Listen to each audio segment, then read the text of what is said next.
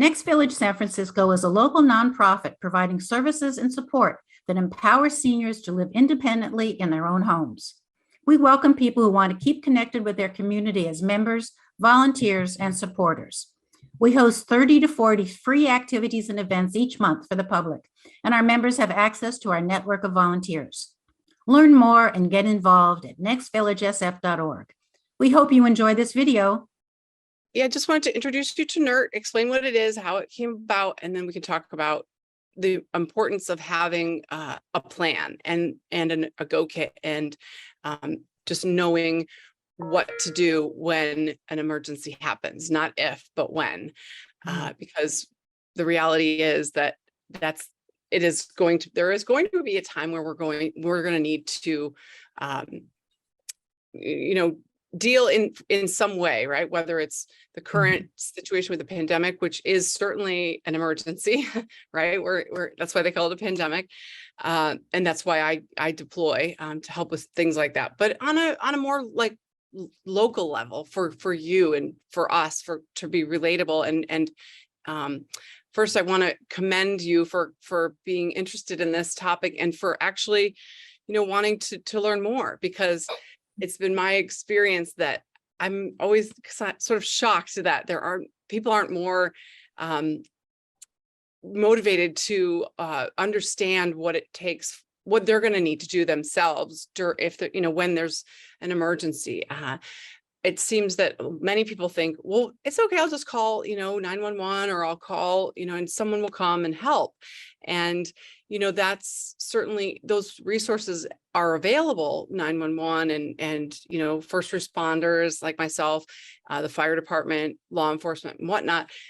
However, I don't know how much you know about that situation, but you just you never know. And when there are emergencies, sometimes those people are already deployed and they have to do what we call triage, which means, to figure out which situation is the most important, right? And to prioritize those. So it's good to have a backup plan always in life, right? So I'll talk to you a little bit about that and show you kind of my go bag and answer any questions as we go. The NERT was created after Loma Prieta. So Loma Prieta, right, happened, and there was an overwhelming need for response by the fire department, especially, and first responders, to help everyone in the community. And it was recognized that there was not enough support. So through sort of community organizing and the fire department and community members expressing concern, NERT was created. So basically what NERT is we're an organization that is our motto is to do the most good for the most amount of people. So the first thing I'll do here is share my screen. I'll show you our website. Let me get to the share screen. Okay, so share screen. Okay, can everyone see that? Yes, okay, great. So this is our website. So NERT, we do the most good for the most amount of people. So we are volunteers. We go through training, which we sign up for, and NERT just resumed taking on new candidates and training new candidates. So if it's something that you or maybe a family member is interested in participating in, this is the website. It's sf-fire.org. And we have a lot of information here. The calendar is not always up to date, which is why I keep in touch with my NERT people in the Russian Hill and North Beach neighborhood very regularly through a really great app called Regroup. It's sort of an app that is focused on communicating during times of need. So once you sign up for NERT, if you're interested in being a NERT, you can volunteer as much or as little as you want. But the most important thing I think about NERT training is that it's really focused on training you on what you need to know in an emergency. So we learn all types of things, from everything from rescuing people, pulling people out of, crumbled buildings, doing a technique which we call cribbing, everything from things like that to just a basic how to put together an emergency kit for your home and your loved ones, and how to make a list, which we're going to go through next, of what the most important things are. So it is very good information, and we have ongoing trainings as well. Things like map your block, which is something that anyone can do and is quite helpful for those of us who may at some point need assistance with something, whether it be delivering groceries or, getting help with anything at all. Map Your Block is a program which just does exactly that. We map our blocks and we look at, for on my block, for example, it's good to know that I'm an EMT, and then the person across the street, John, he has a generator. What resources does each person on your block have, and also what are our contact, what's a good contact information,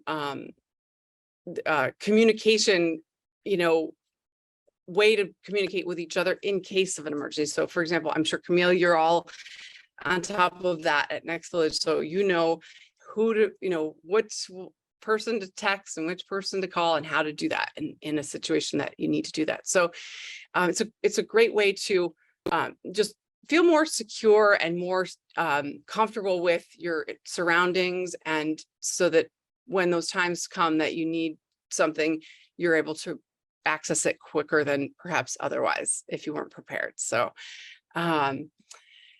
let's see, as far as NERT goes, so yes, I went over a little bit of the history, and we are registered, NERTs are registered with the state government as emergency and disaster workers. So if there, when there are emergencies, we do get called and asked to deploy, but again, because we're volunteers, we're not obligated to.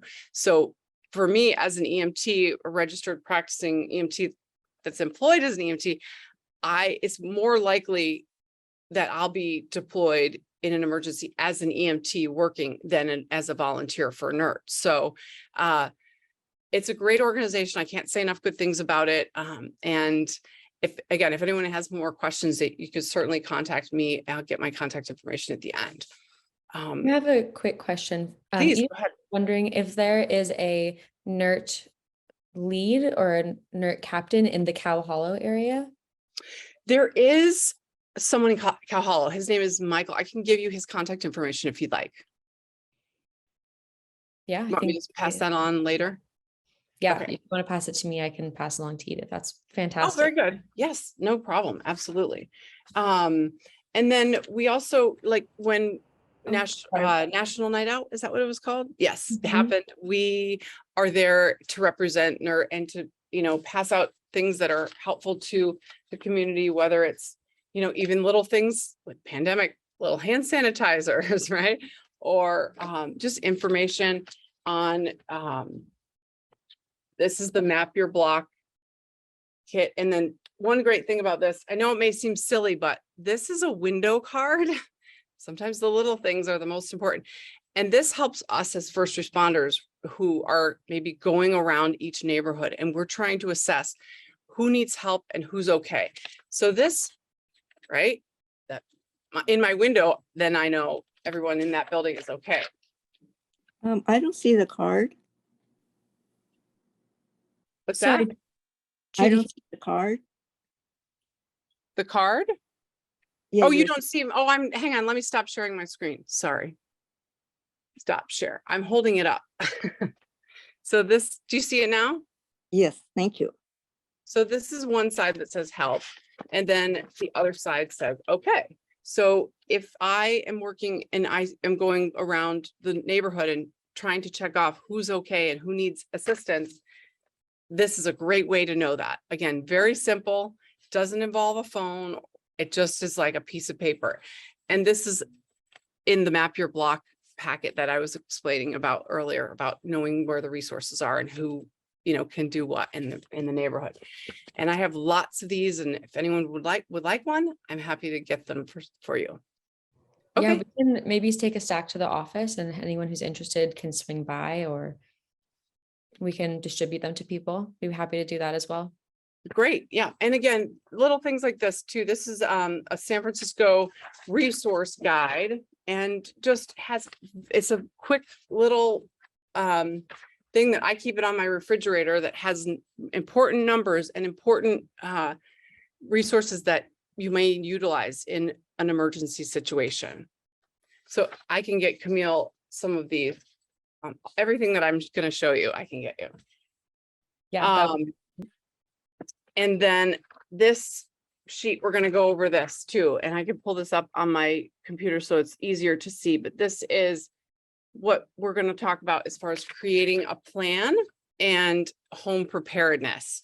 So, and then I'll just pull it up and then we'll go through it together. Creating a family disaster plan. Can everyone see that? Yeah, you can do like thumbs up too. I always do that too, Yes. rather than the sharing with the hand raising on Zoom. I find that this is a little more faster. So if everyone can read this, I'll just bullet point it. So it's important with your family to talk about what is going to happen. Some people don't like to talk about it because it can be uncomfortable, right? Just like we don't want to talk about, planning our estate or that type of thing, but it's good information and we need to talk about it.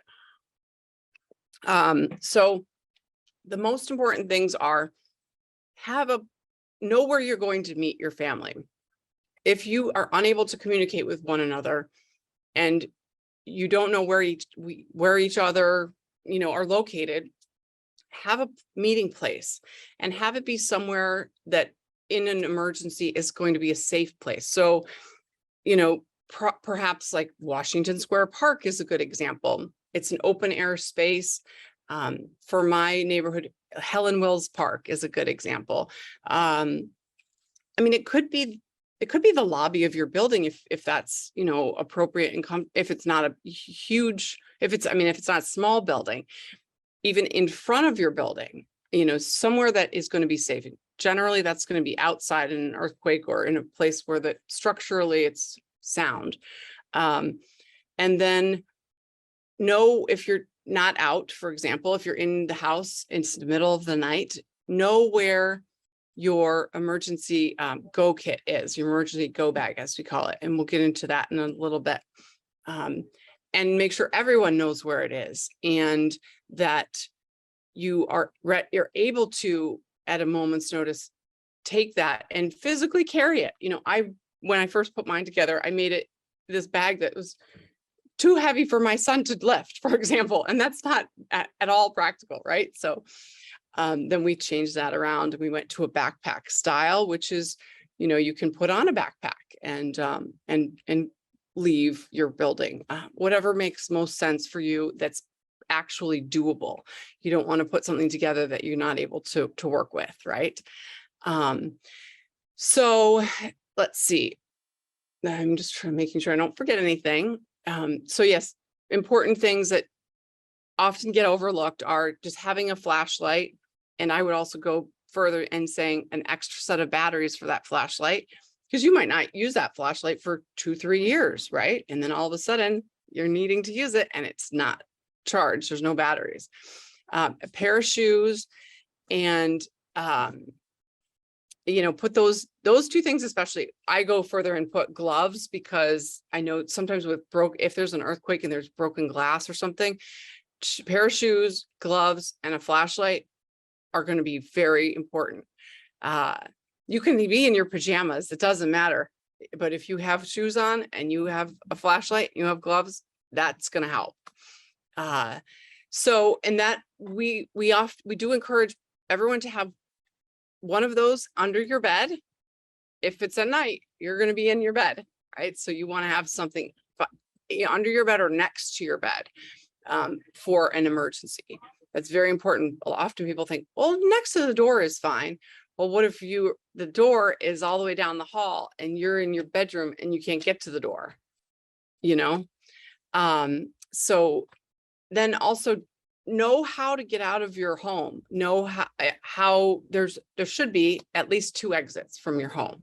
So know what those are and know where they are and actually practice them with someone, practice them, and try and make it fun. I know this stuff is it can be very stressful. And again, I commend you for, attending and wanting to learn about it.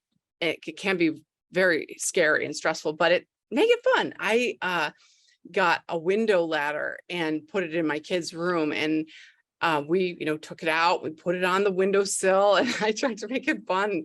And, of course, there was a discussion about, should we try climbing down the ladder? And my son said, Mom, it says on the box, do not try it. Just know how it gets onto the windowsill. It says on the box, don't try it. I said, okay, fine, we won't try. I wanted to climb down the ladder personally, but we didn't. So just knowing the exits is very important, and trying that. Remember to do it maybe in the middle of the night. If you get up to go to the bathroom, think to yourself, where would I go right now? And how would I see to get out that exit? Would I know? Is extremely helpful. And if you have questions along the way, just stop me and I can answer as we go. Let's see. Yes, we talked about meeting places, outside.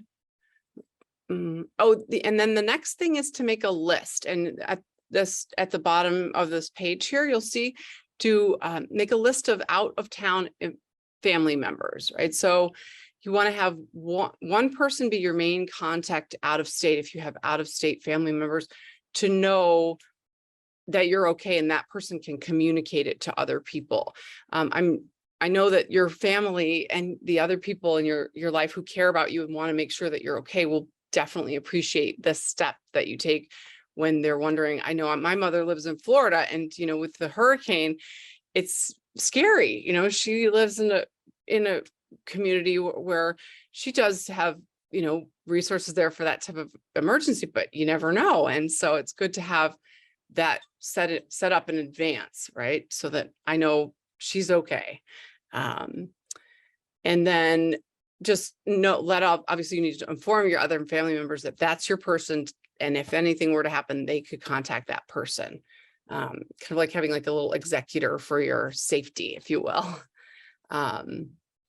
And then just talk about it. Don't be afraid to talk about these types of things. Talk about what you would do. Talk about what your concerns are. Talk about, your fears and what might make you nervous to proceed. A lot of people, I see this in my work with the fire department and working up in the fire zones. Sometimes people are very, very hesitant to leave their home in the fire because they don't want to think about the possibility of losing their home. And I understand that.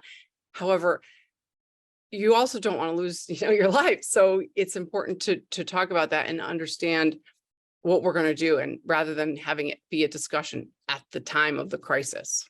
I live in a Greenwich in a 21 unit building, and there's a front door to to all the apartments, lots of stairs, and then I'm on the first floor, and there are garages in the front, and I have access out the front door and out the garage, which is all on the same block.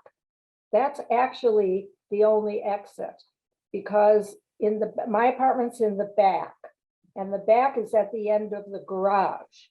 Okay. It's a little hard to visualize this, but and there are 3 flights, and on my balcony, there's one of those hand turn heavy steel things that lowers you down to the garage, which I don't know if I could even maneuver and then get down. But even if I did, I'll be in the back of the garage, and the exit is either the front door or the garage door. Right. It probably won't work.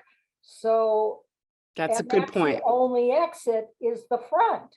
There's no second exit here. Thank you, Edith. Yeah, you bring up a good point. So that it seems, and correct me if I'm wrong, but it seems that you feel, and I would agree with you, that there's really only one exit. Right. Right? Okay. Yeah. Good. So not good that there's only one, but this brings me to the next topic that I wanted to bring up, because good. There's how they got away with that when they built. Well, I know there has been some change in, even to the point of legislation where now even roof doors on apartment buildings are not supposed to be locked. Because let's say I'm a first responder and I'm with the fire department and I get onto your roof and I want to come in to help you, right? Your roof door can't be locked. So, but that doesn't mean that people I do forgot about follow that. that. I forgot about that. There is a roof door on the. So third there's that, floor. right? Yeah. So you may be able to walk down the stairs, but you don't forget, you can also walk up the stairs. Right, And in a situation where there may be a fire, the fire is going to travel up, right. right? So you're going there, regardless of which floor it starts on, it's going to, usually it's going to travel up. So if the fire's on the ground floor, you might not be able to get out the front door, even if Right. you're right next to it. You might need to go all the way up. So thinking about all of the different possibilities is important to, and knowing, And even the roof, most of it is facing front because the building is split. and right, I'm in the back half. Yeah. So I'm still facing Greenwich in the front, do you know? So. I know what you mean. Yeah, it's. That it's brings a me crazy to- Building. Yeah. So that brings me to, and I'll touch on this now. Okay, thank Sort of you. skipping around, but it's good to skip Yeah. around because it addresses each Issue. specific needs. So I don't know if any of you have heard of SF Safe. So SF Safe, I'm going to bring up their website for you and show you, but they are the organization in San Francisco that works with law enforcement and assists in running the 311, all the 311 calls. And also they help with all things police department related as far as meetings and information and assisting with community support. So the reason I bring up SF Safe is that, and I'm going to show you on their website. While I'm talking, I'll pull that up. SF Safe has some incredible resources for folks like yourself and me. I've used them many times.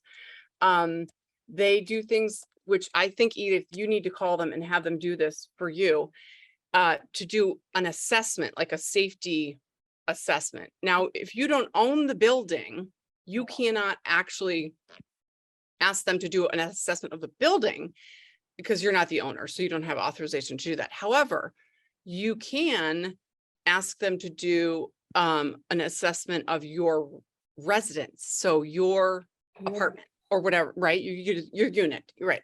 So do you see this now on the screen? This is the SF Safe website, and it's circling through the resources that they have. So programs and services. This is what I'm talking about. So home security.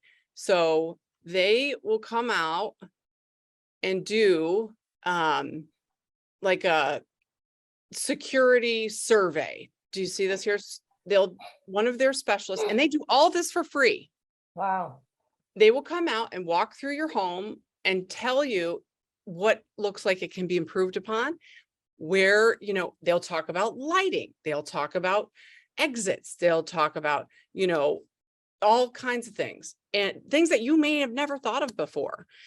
And then recommend changes that you could make. Now, the good thing about, doing it for your own unit, Edith and everyone, is that they're going to probably say, the people who own this building need to know that this exit is not, it's not working and it's not viable and it needs to be addressed. Or, these bushes need to be cut because you can't access this exit because it's just a safety exit and it needs to be, updated, if you will, or these light bulbs are, et cetera, those types of things. So SF Safe, all you need to do is call them and they'll come out, they'll schedule it and they'll come out and do it for you. It's a wonderful service and they are absolutely lovely people. It's a nonprofit organization. Again, they work with the city. And I work very closely with them in my work volunteering as the safety committee chair for Russian Hill Neighbors. I'll also say here's something interesting that no one knows about that you can get calling 311. there's a program where if you don't feel safe walking alone in the city, you can call 311 and ask for an escort to walk with you. So like you don't want to take the bus maybe, or you don't want to call an Uber because you can't afford an Uber, whatever it is. You can call 311 and say, I would like someone to come and walk with me from wherever you're at, and they'll meet you there and they will walk with you. So that's an important thing to know. Now, will they be there in 5 seconds? No, they won't. So that's a realistic thing to know, but it is a resource that you can utilize as a resident of the city. So, yeah, they have a great program. So I would definitely encourage everyone to look at SF Safe. Their website is, as you see here, sfsafe.org. If we have the security outfit come to our apartment, is there any way we can practice to see if we can lower that fire escape? Oh, And yeah. then also, do a lot of these ladders that you're talking about, if we can't lower the fire escape, do those ladders attach to that thing so that we could go down that, hitch Right. it to the fire escape and go down? I know what you're talking about. So the ladder that I purchased, it goes over the window sill. So I don't believe that it's one that I have a crank one right outside this window right here. And I don't think it would fit onto that. That's not to say that there might not be a type of ladder that could fit onto it. But the whole point of those ladders is that you shouldn't need an additional ladder to put onto the ladder, right? Get down. Now, if I wouldn't be surprised if many of these ladders are rusted, they're totally rusted shut and not inoperable, therefore, because they've never been used, probably not even once, if you think about it, right? Since they've been installed. So that's an issue that the owner of the building needs to address and it's a safety concern, right? Just like they need to know, they need to have buildings up to code and all of these things. So, you might want to bring that up to them. And if you don't feel comfortable bringing it up to them, perhaps there's a building manager or someone who can advocate on your behalf. I guarantee you that, SF Safe can assist with, how to do that. And they so I could tell the building owner that these people would come out and let us see how that thing works. Absolutely. And so if you wanted them to do a building assessment, like I want them to do a building assessment of my building, I just need to get the approval of the building owner. Oh, of and course. Then the owner has to just say, yes, that's fine. And then we'll do it. Some building owners don't want to do it because they know they're not in compliance with certain things. And that's a different issue, which I'm not an expert. Well, yeah, I guess that's interesting because no one wants to be busted. Right, of course. Okay. Then the other thing is these home security people, do they deal with like protecting yourself against home invasion and burglaries 100%. too? The whole thing? Absolutely. Wow. That is part of it. So, that's not wonderful. the topic that I'm addressing today, but certainly we can talk about that in a future meeting. Yes. I definitely have a lot of experience with that. That's good. Yeah, but they can help with that. That's part of the assessment. Okay. Yeah. Did you have a question, Edith? You're Edith, muted. mute. Try again. Let's see if we can hear you. Somebody came out once years ago and looked at them, but they never tested them. They never lowered them. See, But I that's know a key thing. And I can tell from looking at it, pretty sure that once it's lowered, it's still above the ground. And maybe you're going to that's why have to the other jump. person is asking about a ladder because it doesn't hit the floor. Right. So that's. And they often don't. Usually those ladders, the accordion ones, is that what you're talking about? Yeah. That type? Yeah. Usually they go to about 1 to 2 feet above the ground. They don't ever go all the way to the ground. Yeah. For whatever reason, but that's standard on those ladders. Kind of an issue. Those of us who are, getting older, and have issues with mobility and, you know, fragility, you can't be expected to jump and not be injured, right? You want to take measures to be as safe as you possibly can. And Right. that's what this is about, informing you so that you are able to be as safe as you possibly can in emergency situations, whether it is a natural disaster, if you will, or, you know, otherwise. And sometimes a fire, right, that's happens because of a building code violation or something like that. That's not a natural disaster, but you want to be ready regardless of what it is. So Thank you. Yeah. you're great. welcome. Sure. So did everyone get that? And again, I'll make sure that this type of thing is available to you all through Camille. We'll be getting together to over coffee, hopefully, to get you some information. With Yeah, that and I'm list, happy to keep right? any supplies at the office and then distribute Okay. them later as well. With the Yeah. handouts, right? Exactly. Yeah. So, all right, let me just make sure where we on the personal disaster plan. So then also with regards to everything that I've said about, you know, having a meeting place, and hello to those of you who have joined. We're talking about creating a personal disaster plan. If you work in a location that is not your home, like many people that work now are working from home because of the pandemic. But if you work somewhere else, you need to think about these types of things for your work environment as well. So if you're at your work, what will you do? What's your meeting place? What's your escape route? That type of thing. So I just want to mention that because you might not be home. And if you're not home, but you're at a place where you are regularly, you know, you want to think about these things there as well.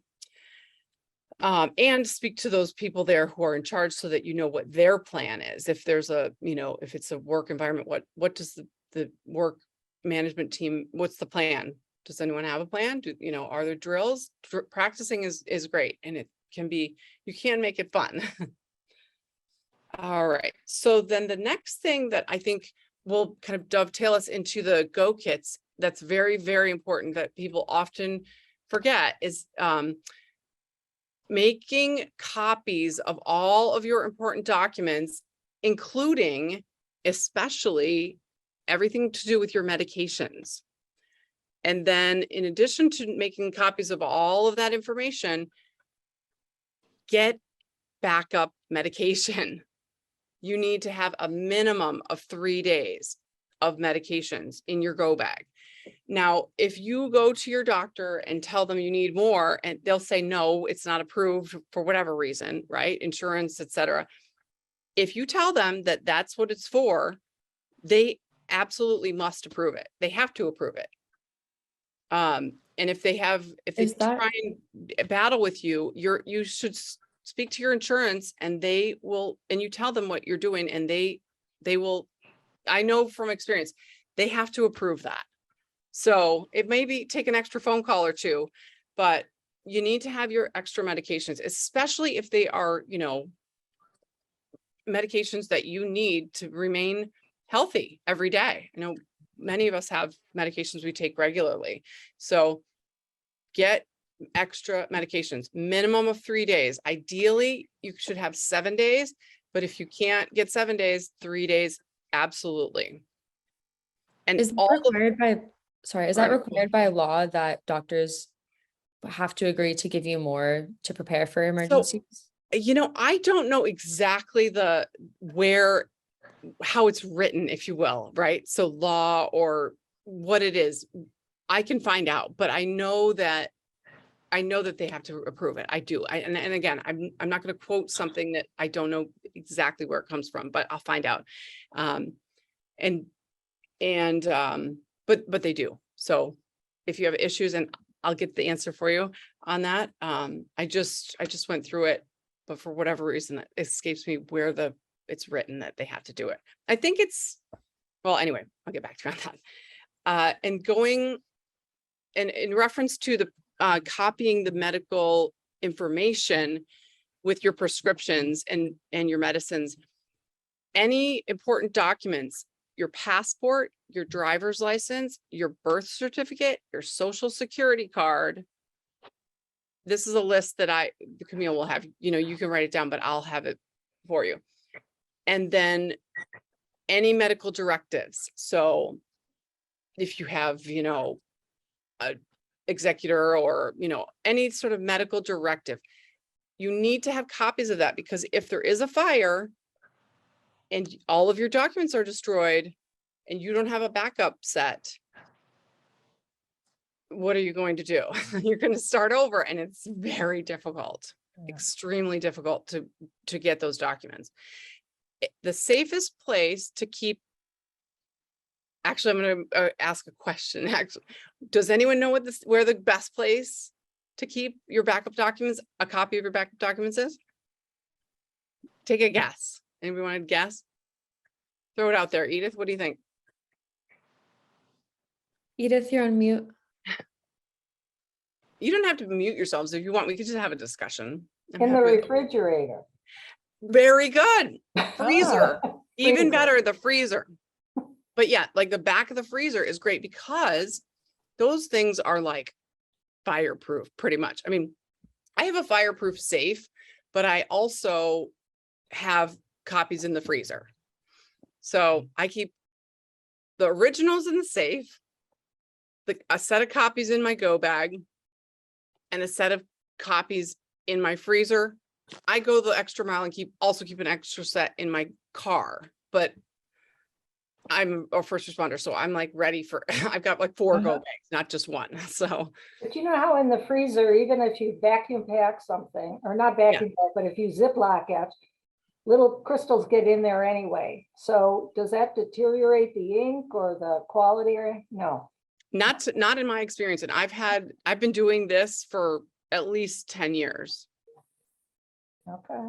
Yeah. And, needless to say, when when I had a child or, things change, got divorced, et cetera, all of the life experiences some of us go through, you have to update those. So you need to remember to update your documents. And then when you update the document, renew your passport, get your real ID, which is now due in 2023. You have to have a real ID, Oh. make a copy of the real ID and put it in with the updated documents and throw away the old one, shred it ideally. But so What's the deadline for that in 2020? it's my understanding that the deadline is November of 2023, but Uh-huh, they've moved it around a couple of times. right. They've also changed the ease of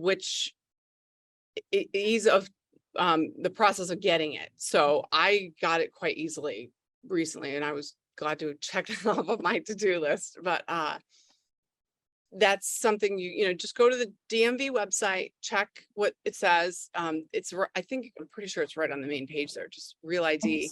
Looked it up Is- and it looks like May 3rd. That Oh, seems is a it little- May? Did they change it to May? Okay, so there you go. May of May 2023. Yeah. That's about that's insurance? soon. Yeah. Insurance cards. copies. So yes, absolutely. That's anything that's medical related. That's what I mean when I say all of your, in the prescription information, you know how they give you that little prescription page when you pick up your prescription and you're like, put that in the recycle bin. I keep one in my go bag because you just don't know what's going to happen. I mean, you just want to have that information. It has the number on it. It also has the phone number of the, pharmacy. It has your information. It has the drug information, which we as first responders need that information. So if I go into a home and I'm treating a patient, I want to know what medications they're on. And it's helpful for me to be able to access that.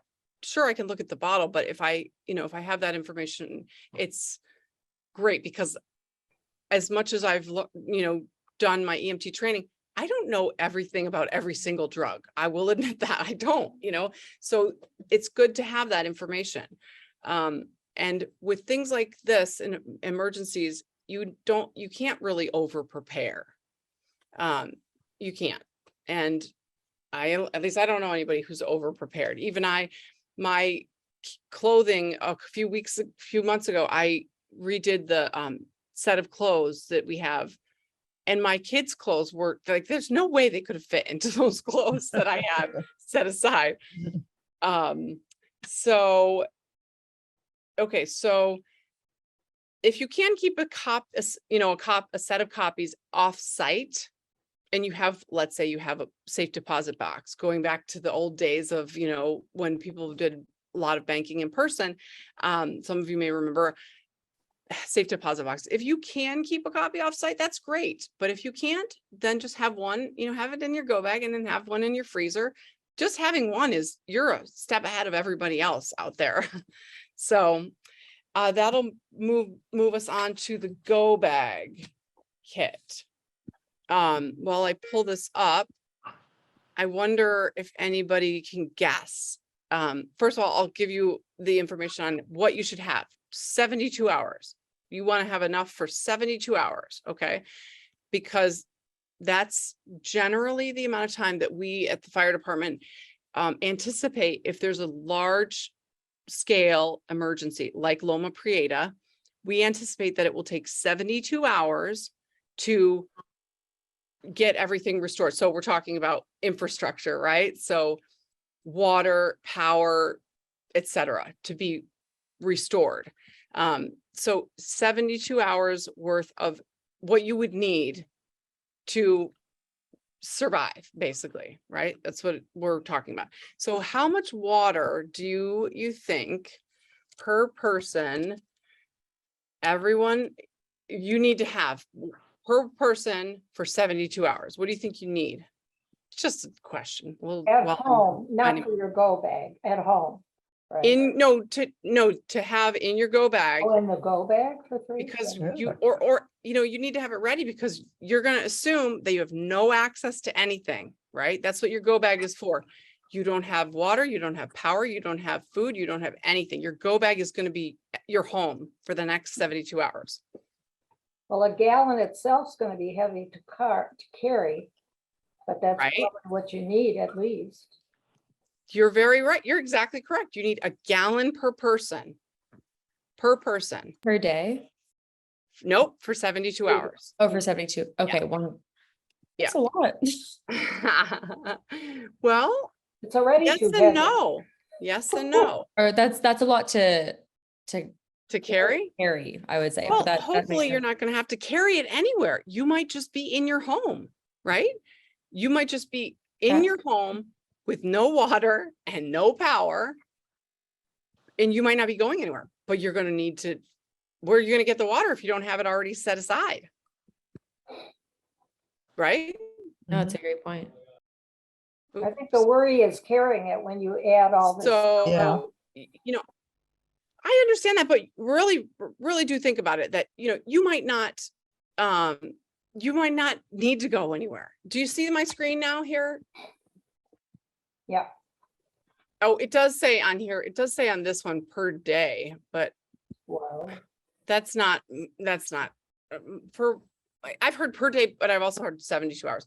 So if you have at least 1 gallon for 72 hours, you've got the minimum. But I mean, if you do have 1 gallon per day, then that's way too much. It's not too much, but it's a lot. You need it per one person per 72 hours. I got to update that. Okay. This is the basic supply kit that I list that I put together for myself and then for friends. That's kind of one of the things I do for Christmas gifts for my family and friends, is make them go bags. Oh, neat. Isn't that great? And then Yeah. so these are the things that you need to have. It's a basic thing. So we start off up here with a basic disaster supply kit, right? Water, 1 gallon per 72 hours for drinking and sanitation. So food, again, 3 days. I have things like, little granola bars. You can do, if you want to be fancy, you can get those meals that are whatever, they're dehydrated, but anything, can of beans counts as long as you have a can opener in your go bag, things like that.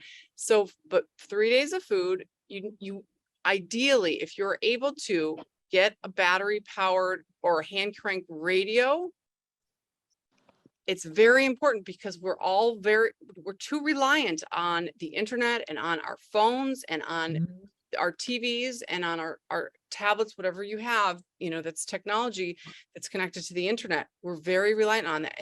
And the reality is that's not going to be, you're not going to be able to use that. So you're going to need a radio that will ideally that has, if it's a weather related issue. For us in San Francisco, we're not really weather, it's the same weather all the time. But just any radio that can be battery powered, and then anything battery powered on this list, flashlight, battery powered radio, you must have an extra set of batteries. And you absolutely have to check them on a regular basis to make sure that they are still working. So then we go down to the first aid kit part. So I have, I don't know if anyone makes their own first aid kit, or, if you just go to the store and buy one. It's pretty basic supplies, right? You need to have basically Band-Aids, some sort of sanitization, whether it's the alcohol wipes or, soap and water. As an EMT, we recommend soap and water over, alcohol every day of the week, but just the basic supplies, something to handle, burn cream, cuts, abrasions, those types of things. A basic first aid kit should be in your go bag. Absolutely. And it should include some basic medicines like Tylenol or aspirin. And those, you need to make sure they're not expired. I have my own personal feelings on expiration dates, but we'll leave those aside for this discussion. Just make sure they're not expired and that you're comfortable with taking them if you needed to in an emergency. Yes, I do have extra batteries. A whistle is very helpful. I have one of those. I'll get it. I'll show it to you in a moment. It's a, what is it called? Not a bugle. It's like I don't know why I'm forgetting the name of it, but I'll show it to you in a moment. But any whistle or anything that makes loud noise is helpful to get our attention, because you know what it sounds like when the fire trucks come roaring up and down the street. You need to have something that can help you get people's attention. And especially this face masks, this was on my list before COVID, and make sure you have face masks. And if you're able to get N95s, KN95s or above, put those, don't use those right now. Put them in your go bag. That's my recommendation. Put them in your go bag, because that's when you're really going to need them. And then this plastic sheeting and duct tape may sound a little bit silly, but if you think, even as we were discussing about like carrying everything outside of your home, you're probably not going to go anywhere. If you have plastic and duct tape and your windows have broken, you have a way to secure yourself, right? From the weather and as long as your building you're structurally sound. If you have plastic sheeting and duct tape, and this is easy to, all you go to the hardware store and say, please, can you tell me where the basic plastic sheeting is? Cheapest thing you can get. Don't need to spend a lot of money. It's easy. That's very helpful. Ask me if you have questions as we're going, but you can see the list here. So then, garbage bags, things like this that, would be helpful. Wipes, those little wet ones, things that you can get, packets like at Target in the little travel section or something. And then a very important tool to have, this is very, very important, I cannot stress it enough, is a wrench. Because if you are ever needing to turn off your utilities, you need to have a wrench. And I would like to do I have a whole separate class on understanding utilities and how to access them and know where they're at, all that stuff, if you're interested. Yes. But you can go on Amazon and buy a wrench for just, it's not expensive, or get it at your hardware store, supporting local business. And then I don't know if anyone has ever when the last time you saw an actual physical map of San Francisco is, but you can get them for free at the tourism board. They've got different locations around the city. I often am at the one down at Moscone Center because there's so many tourists that are in and out and people that are in and out of there. But an actual physical map, not Google Maps, because Google Maps will not be able to help you in an emergency. A physical map. And then I keep a backup small little cell phone charging block with the cord attached to it in a Ziploc bag that's in my go bag. Could you clarify that charging thing that you said you started to talk about? I didn't understand. Oh, yes. So I keep, so if everyone has a cell phone, you want to have a charging block. So it's just like a remote charger that you can purchase. That, in other words, it doesn't need to be plugged into the wall. It's got its own power that you can charge. I can send a little suggestion to Camille of like the one that I got. Yes, that would be good. So they're often called portable chargers. They have some that you can charge by plugging them into an outlet, and they also have some that are solar. So you can actually, they have a little Exactly. solar panel on them and you can charge them with the sun, which are Not when battery. camping. What was that? Not battery. So I don't actually know of any, Okay. I'm sure there must be one, but I think the more common option that you see is a rechargeable one that you plug into the wall or a solar powered one. Okay, thank you. So I'm going to show you this really quickly, since that's the last list on the basic go bag kit. So I just Googled portable charger, right? This is a list of, like, you can see here just on this, this is all the different kinds. Now I have this one because I anticipate having to charge a lot of different things. So this is a fancy one that has, can power a lot of different things, but you can have just the basic one that is the thin one that Camille was talking about. Now it's diverted me to this other site, but as she was saying, there's this very slim one that's inexpensive. You can buy it pretty much any place that sells technology, even at Walgreens, they have them and that kind of thing. I think mine is like $20-$25. It's not maybe not the best in a state of an emergency, but it's better than nothing. Yep. A couple other things for the go bag kit that you should have and that are on the list, and that, again, these sheets, you already have some of these, don't you, Camille? I think I gave you some. I think we have a couple in the office. It would be great to, but I'll make get sure a that couple there's more. extra. Okay. And I have it in a PDF format that can be sent as well, if that's preferable for people. That's perfect. Yeah. Okay, very good. But I have lots of them printed out that in color that I can give you. So think about other things too. Pencil and paper. Some, a lot of us don't really have that, but to have something in your go bag that you can write on. And then clothing, as I mentioned a moment ago regarding my kids, you want to have a change of clothes.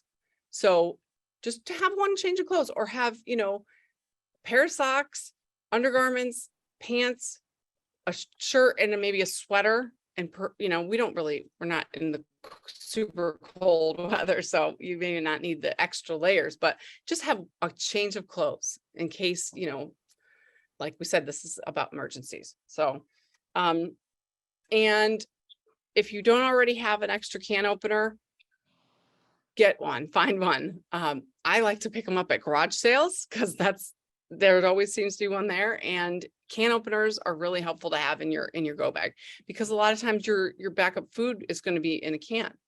So, and then if you have pets and special needs, children, anything like that, you want to consider those members of your family as well. So if you have a pet that's, we understand pets are just as important members of the family, make sure you're considering the supplies for those individuals or pets and animals as well. So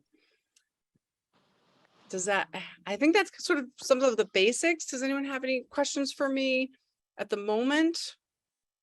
Go ahead. Yes, speaking of things for pets, like what are these? I've seen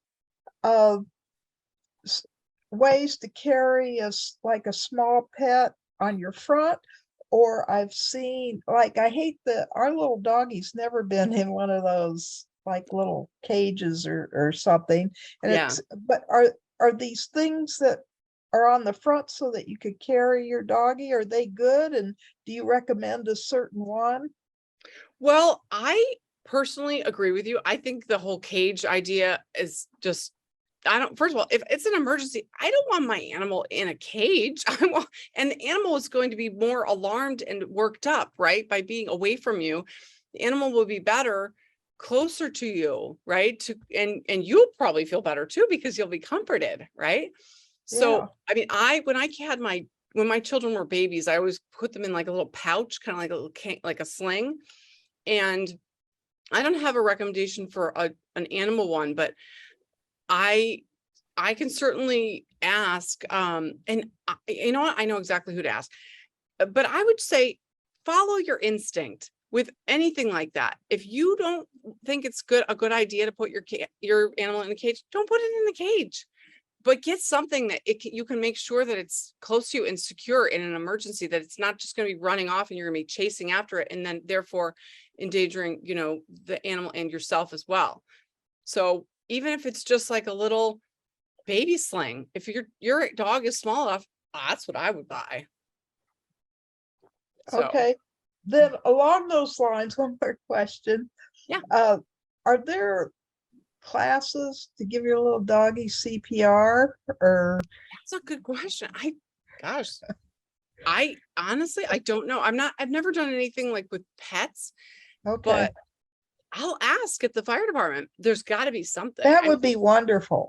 Yeah, Yeah. there's some class that maybe they would cover. That would get me to a human class if they were. There you go. Right. They should have that as an incentive, Maybe, right? maybe the Red Cross, maybe the Red Cross even? Yeah. Well, I had my kids do it recently, and they need to renew. So I'll give them a call and ask them about that. If great. they don't do it, they'll definitely be able to direct me to where they. Good, You know who perfect. else would know that is SFPCA. Okay, They would know what resources are available, but I'll give them a call, and the Red Cross at least, and find out what the story is with that. So Judy, thank you you. have your hand up. Yes, Go ahead, Judy. I just looked it up on the web, and the health expert says that you should have half a gallon of water a day. And then there's, since your chart or your list says a gallon per day for 72 hours. So I think it's the gallon, not for this whole 72 hours, but a Okay. gallon per day for So each I of the am right 72 hours. on my document. I was right on my document, not on my first statement. Okay. Thank you. See? Correct. A gallon per appreciate day. that. There you Okay. go. Gallon per day. It seems like when you're talking about carrying it around, I don't know who mentioned it, but maybe it was you, Edith, but Yeah. it does seem like a lot, because that is a lot. My statement about, you would be able to survive if you had a gallon for 72 hours. That is correct. You would be able to survive on 1 gallon for 72 hours.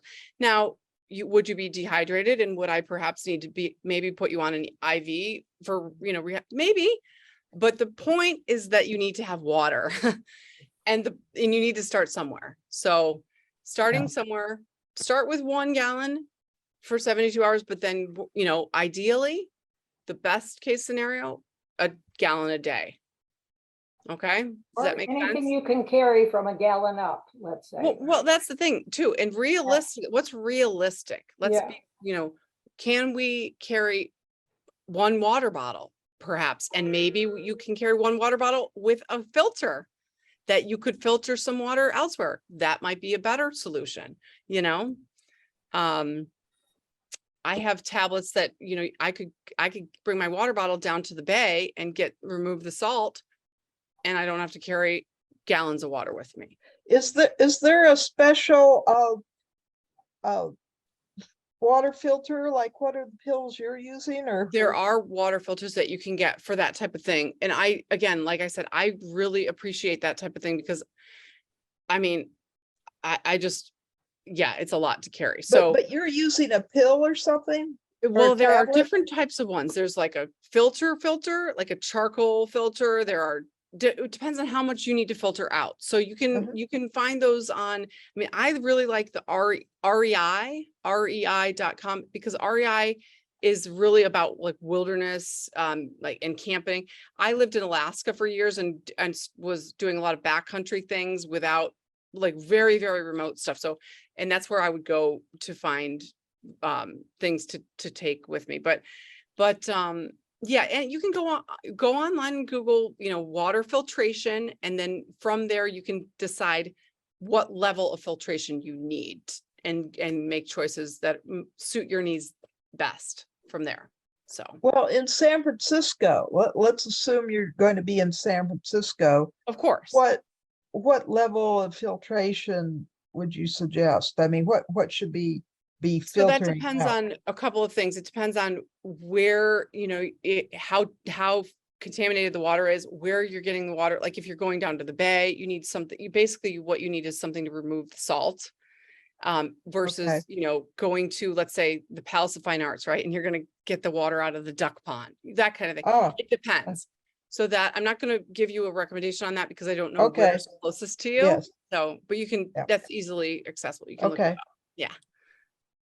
You may not want to answer this, but I've read something, I have big gallons of like a gallon or two in the car, in the trunk and Yeah. at home.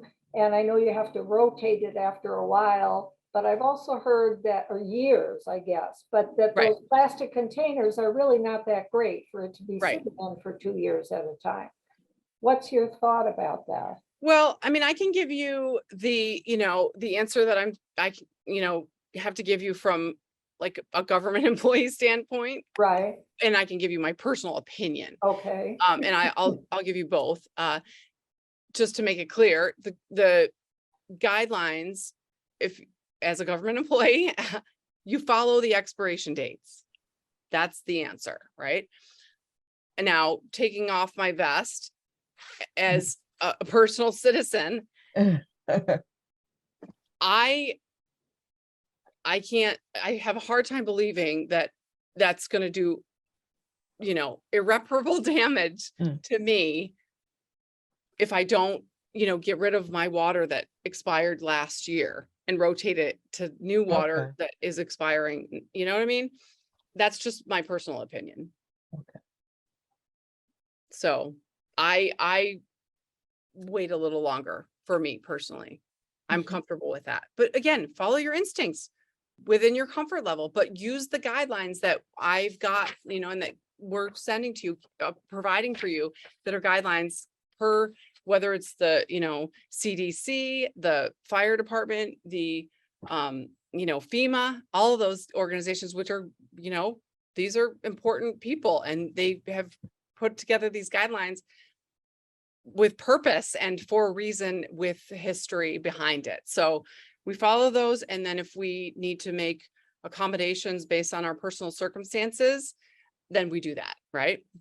But kudos to all of you for showing up and being, proactive and planning ahead and caring. And I'll give, Camille has my contact information. You can reach out to me anytime.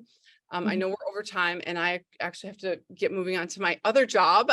So, but it's nice to meet all of you, and hopefully maybe someday we can all meet in person, and we'll look forward to seeing you at the next presentation next month.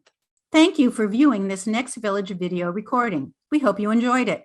Please help us spread the word and tell friends and neighbors about Next Village events and services for seniors and adults with disabilities in San Francisco. Visit our website to learn more about our vibrant, growing network, as well as to view our calendar of upcoming Zoom and in-person events and activities in San Francisco.